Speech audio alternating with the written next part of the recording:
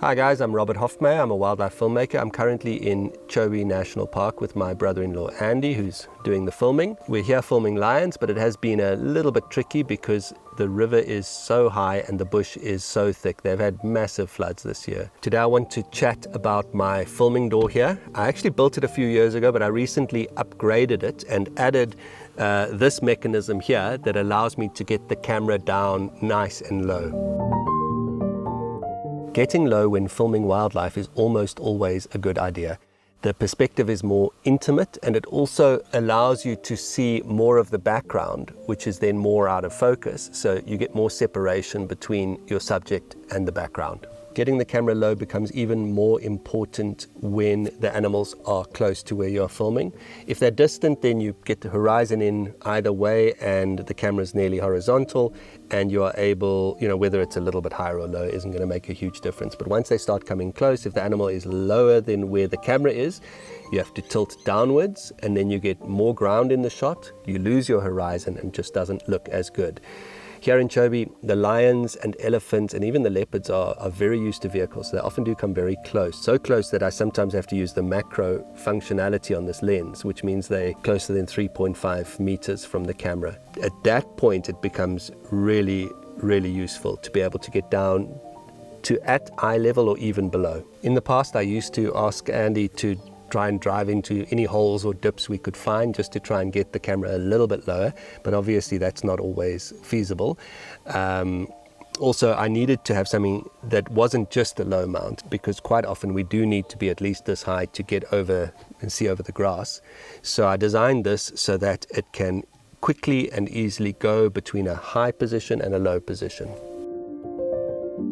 But let's start by talking about the door and we'll come back to the new mount later. In most filming vehicles, they actually just remove the door entirely and build a custom mount. But I like having the door because if we go into town, for example, we need to be able to seal this up securely. And at night, we also need to be able to seal it up, or if it starts to rain, or if we want to drive quickly on the highway. And I don't want to have to carry a door around and then, pull it off the roof and bolt it back on every time I need to seal up the vehicle. Initially, what I did is I purchased an old door and then I cut the window hole bigger, repositioned the sill down to here, repositioned the door handle, the locking mechanism, and the window winder motor. And then I added a partial window that is made out of aluminium that can be controlled like so, and cut out a piece of plexiglass that slots in and sits on top of that aluminium piece. And it's as simple as that to seal this up. If we say pop into town or go on the highway, then when we get back into the field, that goes down, the plexiglass comes out, and we just stick it up here and we're ready to film. This RED V-Raptor camera takes about 30 seconds to boot, which is an eternity when there's something cool happening right in front of you. So if there's potential for action, we'll actually just leave it running. Running batteries, constantly swapping and charging is a bit of a nightmare. So I've actually just wired power right into the door here. This comes from the dual battery system in the vehicle, and I've got a little power converter here to ensure it maintains it around 14 volts, which is what the camera likes. I found that if I ran it directly from the lithium battery in the rear of the vehicle, once that battery got a little bit low, the monitor would actually start blacking out. It just wouldn't have enough voltage. So this is critical. And then this just plugs in the rear of the camera and can run it for days. On to the low mode mount. I made it out of aluminium square tubes, some aluminium plates, and all sorts of bits and pieces I got from the hardware store purchased online. I might have a more industrial one made now that I know that it works. So this mount allows me to go from 118 centimeters to center of lens down to roughly 66 centimeters from ground level. The entire mount is bolted onto my door. There are 4 bolts that go through the upper area one on each of the sides, and then this large metal plate actually pushes against my rock slider here to give it extra stability, but it's not joined onto that because I need to be able to open the door as well. But as you see there, when I close the door, it puts pressure against the rock slider. The design is a parallelogram, so this plate that the camera is attached to remains vertical as it moves up and down. This is very important because I can't actually reach down here to level the fluid head once the camera is in the low position. So I need to level it when it's up here, and it needs to stay level as it moves downwards. I angled these upper arms outwards at 45 degrees. This helps with lateral stability, but also gets them out of the way of the rear of the camera when panning.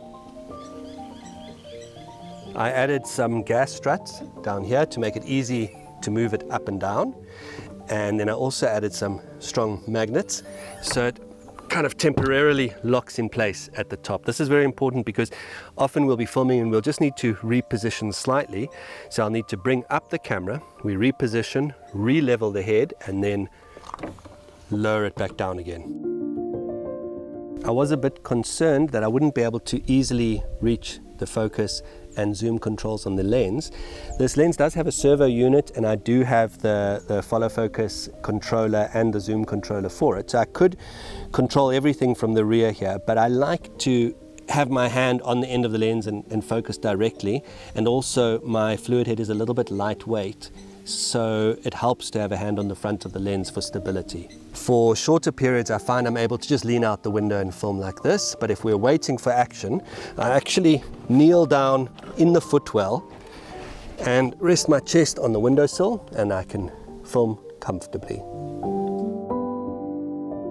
As I mentioned at the start of this video, the river is flooding, the plains are underwater, and the bush is really thick, so we've actually been finding the lions quite a lot in the middle of the road. Normally that is not great for filming, but this low mode has helped a lot because either we can move a bit off the road and get a little bit of grass between us and the lions, and then the road is hidden entirely. Or even if we can't do that and we do have to get the road in the shot, being low just makes it so much less obvious.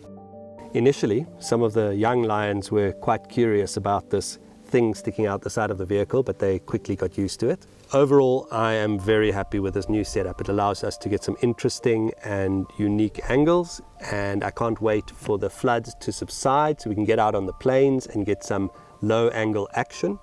And yeah, we'll see you in the next one. Bye bye.